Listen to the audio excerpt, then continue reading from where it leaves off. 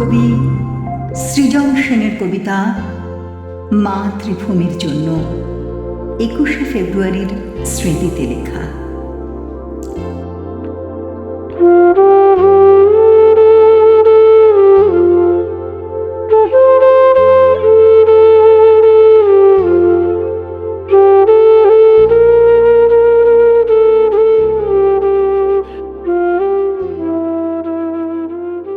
আমার বয়স তখন কতই বা, 4 কিংবা 5, অথচ আমার স্মৃতিকে আজও অন্ধকার করে দেয় সেই সময়ের একরাশ কালো ধোঁয়া।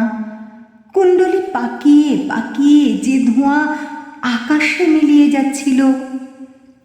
আমাদের বাড়ির শেষ প্রান্তে বুড়ো বট গাছটার নিচে দাঁড়িয়ে সবাই ভিড় করে সেই ধোঁয়া দেখছিল। আমিও মায়ের কোলে চড়ে সেই ধোঁয়া দেখছিলাম। সবাই আতঙ্কে রায়ট লাগছে, রায়ট লাগছে বলে ছোটাছুটি করছিল। এবং তার কদিন পরেই সদ্য বিবাহিত দাদা বৌদির সঙ্গে আমাকে কলকাতায় পাঠিয়ে দেওয়া হয়েছিল। আমি ছেড়ে এসেছিলাম আমার মাকে, আমার বাবাকে, ছেড়ে এসেছিলাম আমাদের সেই বুড়ো বট গাছ, টিনের চালাওয়ালা গোবর লেপা বেড়ার ঘর, বাড়ির পেছনে পুকুর, পুকুর পাড়ের নোনা গাছ এবং আমার প্রিয় কাজলা দিদিকে।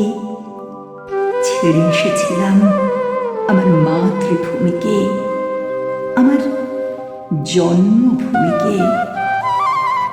আর সেদিনের পর থেকে একদিনের জন্য আমি আর ওই জন্মভূমিতে ফিরে যেতে পারিনি, একবারের জন্য না। এখন আমার স্মৃতিতে সব কিছু ঝাপসা। সেই ঘর, সেই গাছ, সেই কাজলা দিদি, সব সব। চাঁদপুর থেকে স্টিমারে করে গোয়ালন্দ, গোয়ালন্দ থেকে ট্রেন।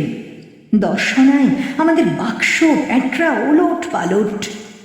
এবং অবশেষে এক সন্ধেবেলা শিয়ালদা স্টেশনে। তারপর ঘোড়ার গাড়ি চেপে প্রেমচাঁদ বড়াল স্ট্রিট। প্রেমচাঁদ বড়াল স্ট্রিটের 3.5 হাত চওড়া এক অন্ধ গলি। সেই অন্ধ গলির 11 B নম্বর বাড়িতে একটি ঘর। সেই ঘরে দাদা বৌদির সঙ্গে খাঁচায় বন্দি আমি, যার মুখে তখন নোয়াখাইল্লা ভাষার টান। আমি যাকে দেখলেই প্রাইমারি স্কুলের ছেলেরা কানের উপর উবুড় হয়ে চিৎকার করে বলতো, বাঙ্গালো রস খাইলো, ভাঁড় ভাঙিল, পয়সা দিল না, পয়সা দিল না। সে আমি, চারদিকের ওই টিটকারির ভয়ে নিজের বাঙালপনাকে গোপন করার জন্য প্রাণপণ চেষ্টা করতে করতে ধীরে ধীরে যখন অন্য মানুষ হয়ে উঠছিলাম, ঠিক তখনই আমার জন্মভূমি থেকে বাবার একখানা চিঠি এসেছিল। সবাই সে চিঠি নিয়ে জোরে জোরে আলোচনা করছিল এবং আমি শুনেছিলাম ঢাকায় নাকি গুলি চলেছে, গুলি।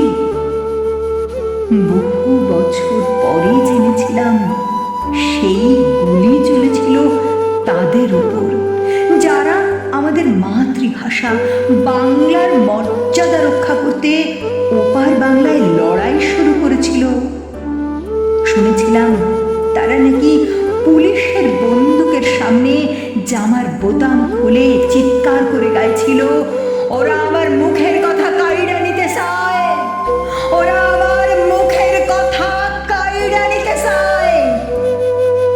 আর সেই মুখের কথার গৌরব রক্ষা করতেই তারা নাকি পুষ্পাঞ্জলির মতোই তাদের প্রাণকে সমর্পণ করেছিল। আর এবার বাংলায় আমি আমার সমস্ত বাঙালপনাকে ঝেড়ে ফেলে তখন ধীরে ধীরে হয়ে উঠছি কেতাদুরস্ত অন্য এক মানুষ। ইংলিশ মিডিয়াম স্কুল থেকে একটার পর একটা ক্লাস টপকে আমি রনপায় এগিয়ে চলেছি। ইংরেজিতে কথা বলায়, চালচলনে, আদব কায়দায় আমি তখন সবাইকে মুগ্ধ করতে পারি। রাম ব্যানার্জি লেনের বাড়ি ছেড়ে আমরা উঠে এসেছি কলকাতার এক অভিজাত পাড়ায়। কেউ আর আমায় বাঙাল বলতে সাহস পায় না, বরং একটু সমীহ করেই চলে। আমার দাদা, আমার বৌদি আমাকে নিয়ে গর্ব করে। আমাদের ভূতপূর্ব বাঙাল জীবনকে আমরা তখন রীতিমতো ঘৃণা করতে শিখে গেছি। তারপর থেকে আমার জীবনে শুধুই চড়াই। আমি এখন এক সাহেবী কোম্পানির নামী অফিসার, যে কোম্পানির অভিভাবক এক নামজাদা বহুজাতিক কোম্পানি। সেই কোম্পানির স্বার্থে আমি এখন দেশে বিদেশে ঘুরে বেড়াই। অধিকতর বিদেশি ব্যবসা, অধিকতর বিদেশি চুক্তি, অধিকতর বিদেশি পরামর্শ, কমিশন ইত্যাদি অর্জনের মধ্য দিয়েই আমার আজকের বিকাশ, আমার প্রতিপত্তি। আমার ছেলেমেয়েরা আমাকে মাম্মি বলে ডাকে, বাবাকে ড্যাডি। আমার মতো ওরাও এখন শুদ্ধ করে বাংলায় কথা বলতে পারে না, শুদ্ধ করে লিখতে পারে না মাতৃভাষায় কয়েকটা লাইন। আমার ছেলে মেয়েদের কাছে বাংলা ভাষা একান্তই বিদেশি। সেবার লন্ডনে এক জাপানি শিল্পপতিকে বিদেশের মাটিতে দাঁড়িয়ে তার মাতৃভাষা জাপানিতে অন্যদের সঙ্গে যখন অনর্গল কথা বলতে দেখেছিলাম, তখন আমার বুকের ভেতরে কেমন যেন একটা কষ্ট হচ্ছিল। ইংরাজিতে কথা বলতে না পারার জন্য ওই মানুষটির ভেতর কোনো লজ্জা ছিল না, বরং মাতৃভাষায় কথা বলতে পারার অহমিকায় মানুষটিকে যেন উজ্জ্বল হয়ে উঠতে দেখেছিলাম। আমার ভেতরে সেই অভিজ্ঞতার যন্ত্রণা একটা কান্না হয়ে গুমড়ে গুমড়ে উঠছিল। আমার মনে হচ্ছিল আমার কোনো মাতৃভূমি নেই, আমার কোনো মাতৃভাষা নেই। আমি যেন এক শিকড়বিহীন চিরবিদেশী। তাই মাতৃভাষার জন্য যারা জীবন দেয় তারা কেমন মানুষ আজ আমার ভীষণ জানতে ইচ্ছে করে। আমার বুকের মধ্যে সেই বাংলাদেশের জন্য, বাংলা ভাষার জন্য একটুখানি বাঙালি হয়ে ওঠার জন্য একটা ভয়ঙ্কর যন্ত্রণা টন টন করে ওঠে, টন টন করে ওঠে।